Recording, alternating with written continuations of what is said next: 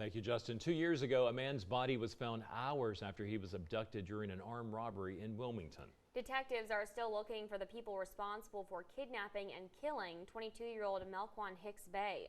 What happened to him in the hours between the kidnapping and the killing remain unsolved.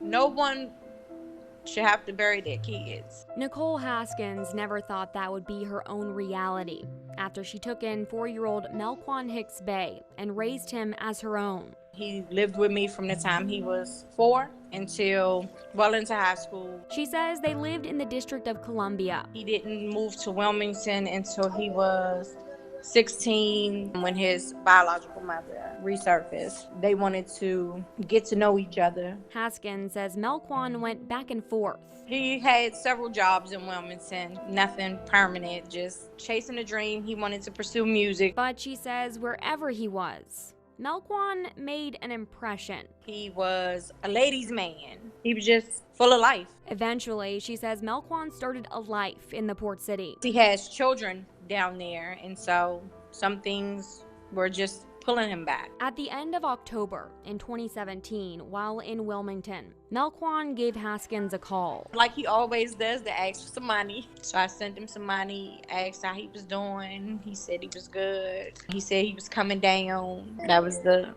last conversation we had. The next week, Haskins got another call, this one from Melquan's biological mom. Asking had we heard from him, because she had gotten a call saying that he was taken.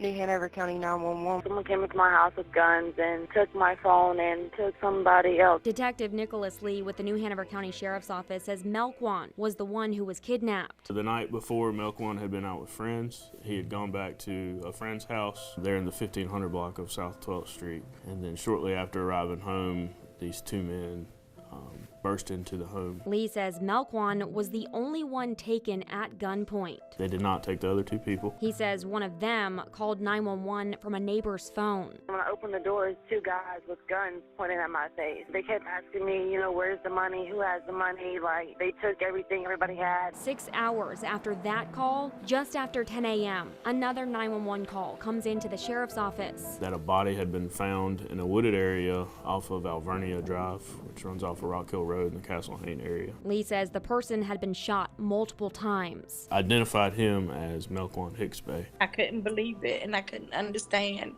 what he could have done that would have gotten him in that situation. Lee says they don't know why, but they do think it was targeted. When the two men entered the home, they specifically asked for Melquan. Do you know if he had any enemies? Do you have any idea why? No, he wouldn't back down from a fight if it was a fight. So I'm not sure, none that he expressed to us. No one knows why.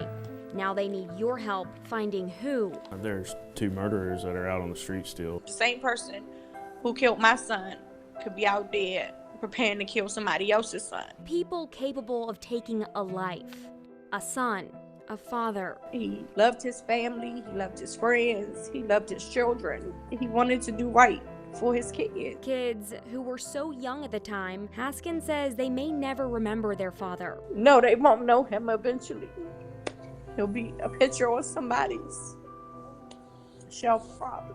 Now detectives need anything you know to help paint the picture of what happened to Melquan Hicks Bay on November 5th, 2017. Anybody that saw him or talked to him after 3 in the morning, any of the slightest information. If they have information, they should talk, or maybe that person should realize what they've done and just come forward. I doubt it, but wishful thinking. Wishing for the day her son's brutal murder will no longer be unsolved. If you have any information, please contact the New Hanover County Sheriff's Office. If you have an unsolved case you'd like me to feature, please send an email to newsroom@wwaytv3.com.